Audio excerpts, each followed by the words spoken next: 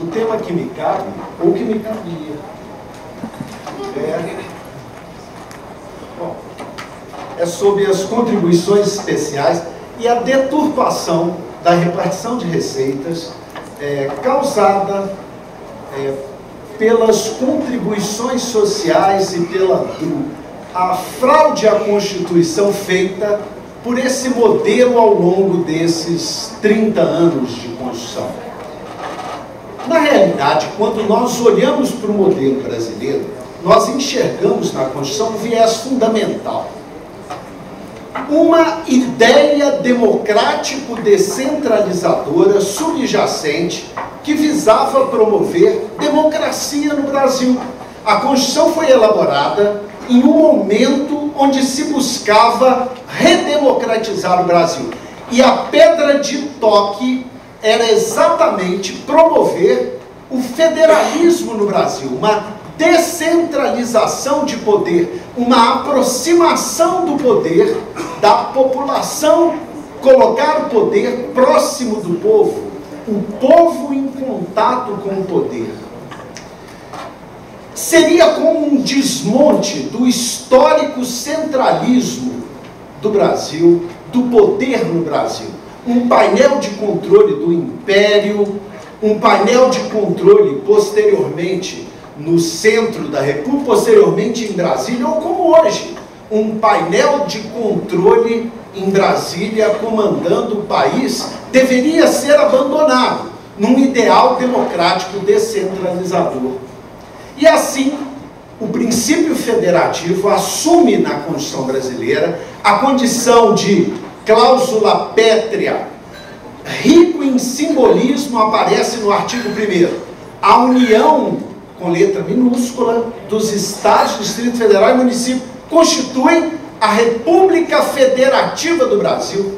Riquíssimo em simbolismo, o princípio federativo é a arma para a promoção da democracia nessa jovem nação que nascia na Constituição de 88. Os movimentos centralizadores no Brasil são conhecidos, mas por todos nós conseguimos verificar que desde o AI-2, com o fim das eleições diretas para governador, o ato complementar 40 reduz o fundo de participação dos estados e municípios para 5%, cria-se um fundo desvinculando 2% de receita. Enfim, a Constituição surge nesse contexto exatamente com um projeto de aproximar o governo do povo.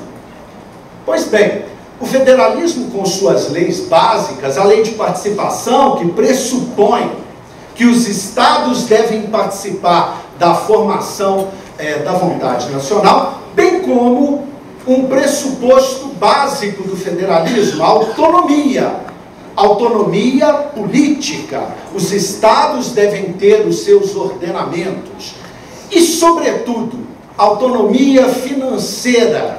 Os estados devem ter recursos suficientes para promoverem a sua missão constitucional. E não é por outra razão que a Constituição coloca exaustivamente nos artigos 153, 155, 156, compete aos estados os seguintes tributos: ICMS, município e ISS, exaustivamente são dados os impostos que cabem a cada um dos entes federados, exaustivamente. Quando se verifica o arranjo constitucional, se olha, essas receitas são suficientes? Não, não são suficientes. Devem haver transferências entre os entes. E assim, artigos 157, 159, estabelecem, cabem aos estados, pertencem aos estados, 157, depois a União deve entregar ao estado 49% de imposto de renda, de IPI, e assim, a Constituição traz também, cabem aos estados, aos municípios, o seguinte: estados basicamente, educação, saúde, segurança, sistema prisional. talvez o que está em fracasso no país hoje, e por razões óbvias, nesse formato é estabelecido um pacto federativo, um acordo inicial para que funcione a República Federativa do Brasil. Estabelecido o pacto federativo, começa o jogo. Pronto. Agora cada estado deve cumprir o seu papel. As suas receitas estão especificadas, devem ser suficientes para cumprir. No caso dos estados, podemos dizer educação, saúde, segurança, sistema prisional. Não é? Mas, obviamente, esse pacto federativo incomodou muito. Vínhamos de um modelo central, um modelo de poder. Esses governadores agora poderem gerir, terem autonomia financeira, abalaram o antigo jogo de poder. Os movimentos centralizadores começam imediatamente, fortes, e o pacto federativo começa a ser arranhado pouco a pouco. Perde-se poder. É preciso evitar um governo de governadores. É preciso evitar uma aliança dos governadores que poderiam colocar a República ou a presidência da República em causa. Pois bem, logo devagarzinho surge Lei Candir, desonerando exportação, precisamos de equilibrar a balança, paridade do dólar, então desonera os estados, manda a conta para os estados, mas fica tranquilo, nós vamos compensar. Compensou nada, nunca compensou nada. Depois, guerra fiscal, deixa os estados se degladiarem em guerra fiscal, quando a missão da União era evitar isso. O papel pacificador de união com letra minúscula era esse. Deixa acontecer. Mas uma ranhura se abre forte, por exemplo, a questão da dívida dos estados. Para se ter uma ideia, em 1997 eram 112 bilhões, foram pagos 277 bilhões e restam 493 bilhões. Dívida dos filhos para com a mãe, dos estados para com a União. Isso corrigido numa taxa de juros que chegará a quase 20% ao ano. Algo fascinante. Para tornar leve, o último acerto reduziu para a Selic capitalizada. Selic capitalizada não é a Selic que paga em dívida tributária, não, é a Selic simples. A capitalizada é juros sobre juros sobre juros, é uma coisa de doido. E isso para os estados promoverem educação, saúde e segurança. Isso para atenderem às necessidades da população. Pois bem,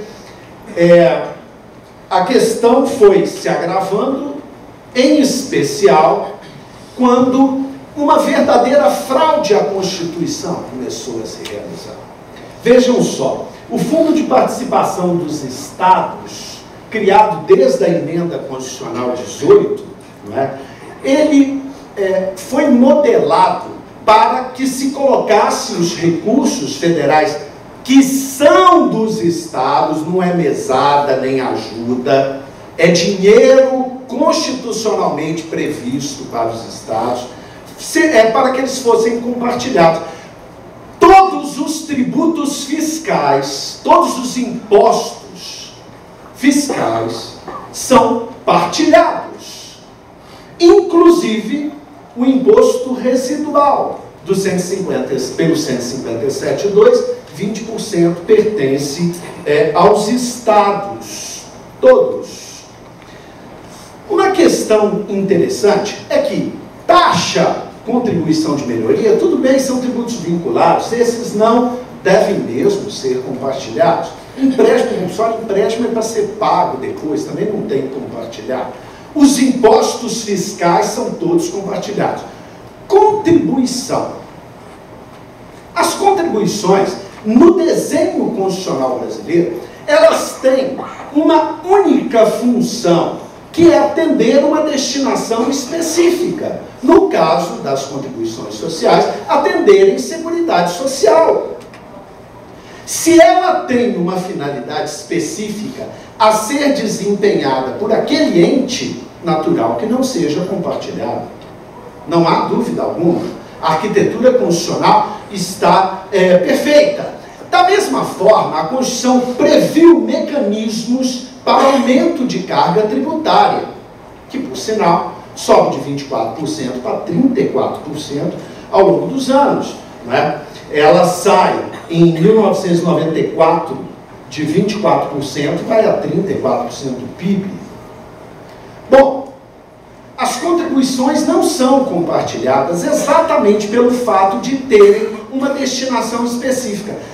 Para aumentar carga tributária, a Constituição prevê o seguinte: aumenta-se a alíquota ou base de cálculo, naturalmente, esse é o mecanismo usual dos impostos listados, ou se utiliza o imposto residual, que cabe à União, cheio de particularidades, com um detalhe: 20% da receita desse imposto residual deve ser compartilhada. Ou seja, em respeito ao equilíbrio federativo e ao pacto federativo, é modelado o sistema tributário nacional prevendo a partilha de recursos, porque senão a necessidade concentra o recurso num determinado ente, desequilibrando o pacto federativo. Logo, logo o governador vai ter Didi Pires na mão lá pedindo dinheiro. Não. Então faça a repartição para evitar isso e se garantir a autonomia financeira e a autonomia política. E evita-se assim a política de Pires na mão tão usual, não é?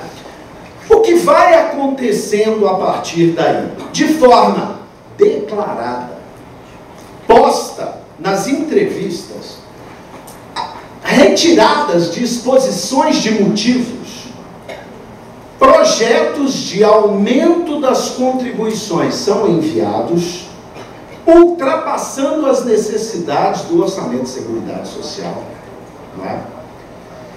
Para que não haja compartilhamento com os entes federados. Mas para a questão ficar bem certinha, para jogar no orçamento fiscal o que deveria estar no orçamento da Seguridade Social, o Fundo Social de Emergência é feito em 94, que é feito para durar 2 anos, depois vira Fundo de Estabilização Fiscal, vai até 97, depois emenda 17, 27, 42, 56, 68, 93, cria a DRU e prorroga até 2023, 30% da receita das contribuições sociais. Na realidade, o que se criou foi um monstrengo.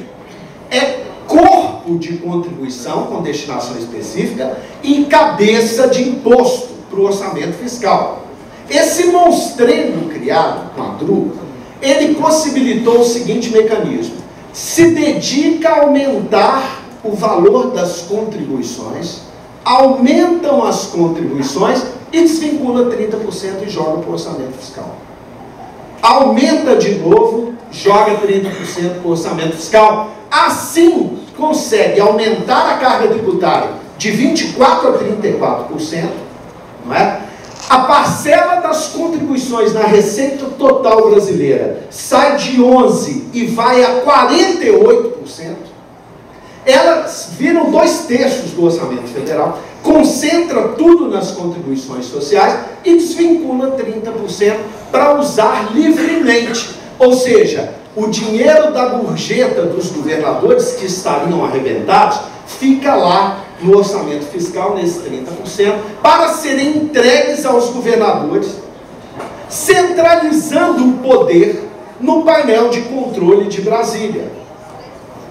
Esse modelo feito, tenho a impressão, intencionalmente modelado, ele é o exemplo mais cabal do que nós podemos chamar de fraude à Constituição.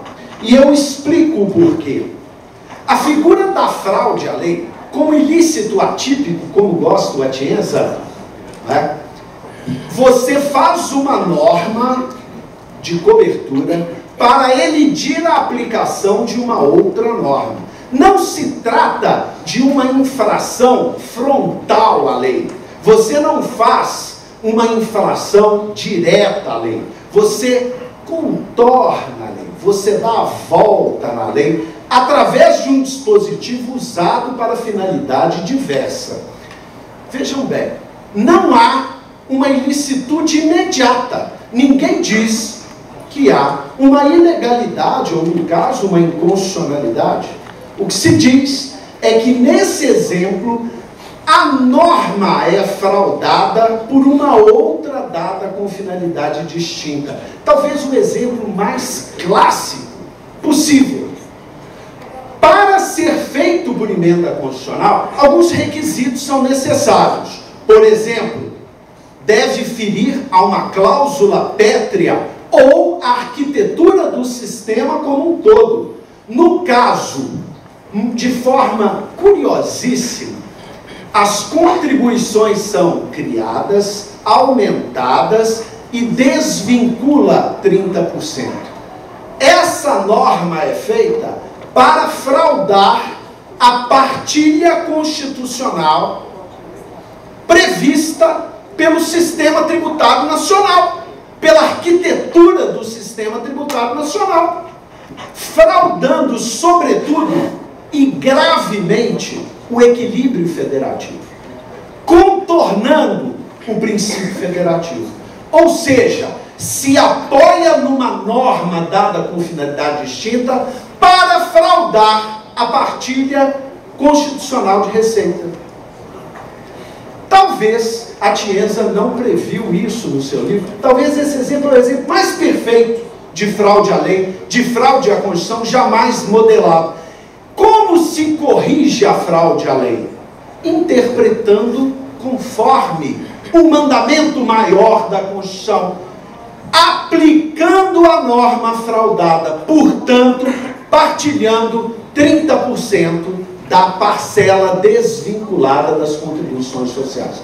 Enfim, a única forma de se interpretar conforme o sistema tributário nacional, conforme o princípio federativo, e se evitando a fraude à Constituição, é determinando a partilha constitucional dos recursos com os estados e municípios. Não há salvador da pátria. Não existe salvador da pátria. Não vai aparecer alguém que trará a redenção da República. Existe sim uma esperança.